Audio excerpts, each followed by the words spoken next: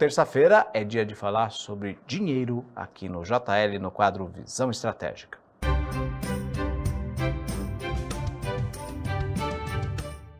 Fala, Juliana Lima, boa tarde, tudo bom? Boa tarde, Thiago. Seja bem-vinda mais uma vez ao JL. Hoje vamos falar sobre taxa Selic, não é isso? Dúvidas dos nossos telespectadores. E dúvidas dos nossos telespec.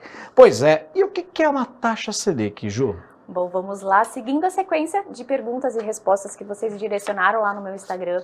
Tentei fazer a média, como eu falei na semana passada, e aí muitas pessoas me questionam exatamente, Ju, o que é a taxa Selic, o que é esse Copom que tanto falam, que tanto baliza, que tanto nos telejornais acabam aparecendo. A taxa de juros do Brasil, o Copom, nada mais é do que realmente é o preço, né, o custo do dinheiro. Então, quando a gente fala de taxa de juros do Brasil, ela é determinada pelo Copom.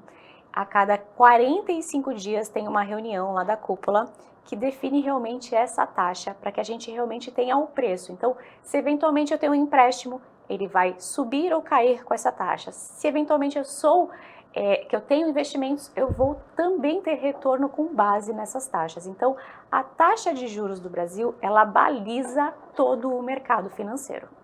E os investimentos? Uma dúvida aqui, ó. Investimentos são declarados imposto de renda? Mais uma dúvida da caixinha. Além da Selic, tem dúvidas, como a Juliana reforçou. Então, mais uma dúvida aqui. Investimentos são declarados imposto de renda? Sim. Na verdade, todos os investimentos, eles têm que ser relacionados lá em bens e direitos. E aí é item por item, tá? Lembra que nós já conversamos aqui que muitas das vezes a gente tem um portfólio de investimento. Então, o que é um portfólio? São vários investimentos que determinam e estão dentro da sua carteira. Todos esses investimentos, eles devem estar relacionados, sim, na sua declaração de imposto de renda. E essa é uma dúvida muito comum que surge nesse período, né? E a gente está realmente agora realizando as declarações de imposto de rendas e elas precisam ser declaradas, sim. Não temos como esconder nada do nosso sócio. É isso aí. Mais uma pergunta aqui. Quais as mudanças na letra de crédito do agronegócio, LCA, e da letra de crédito imobiliário, LCIs? No dia 1/2, foi publicada uma nova legislação que define que os prazos mínimos desses dois títulos que eu falo que são a sopa de letrinhas, né? LCA do agronegócio, LCI do crédito imobiliário, elas mudaram realmente os prazos de emissão. Anteriormente ao dia 1/2, você conseguia ter títulos que venciam a cada 3 meses, por exemplo. Agora, a gente não tem mais títulos assim tão curtos. As LCAs, elas passam a ter no mínimo 9 meses e as LCIs no mínimo 1 ano. Então, isso foi uma mudança que, para quem tem realmente necessita de uma certa liquidez e antes contava com esses investimentos, agora a gente já não conta mais.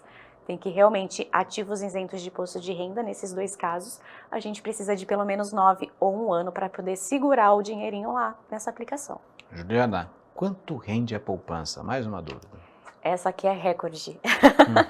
A poupança tem duas formas de rendimento, tá? Quando a taxa de juros do Brasil está em 7,5 para baixo, ela vai render 70% da taxa de juros do Brasil, que é a Selic.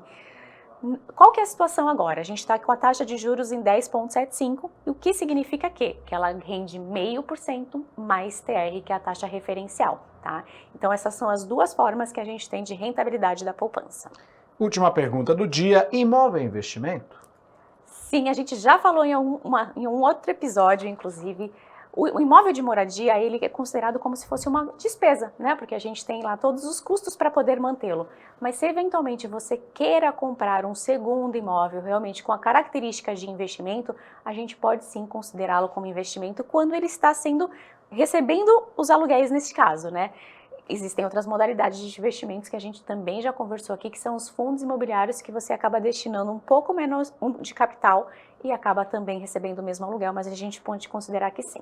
Maravilha! Juliana Lima, obrigado mais uma vez por sua participação falando de taxa Selic e muito mais dúvidas aqui. E, aliás, se você tiver dúvidas, pode entrar na rede social da Ju Lima, não é isso? Isso mesmo, no julima.ai. Eu ainda tenho em torno de 80 perguntas para responder, mas a gente até o finalzinho do mês responde tudo. É isso aí. Então, o quadro Visão Estratégica Finanças volta na terça-feira que vem. A participação da Juliana Lima estará disponível daqui a pouquinho em nosso canal no YouTube. Acesse youtube.com/jornal litoral.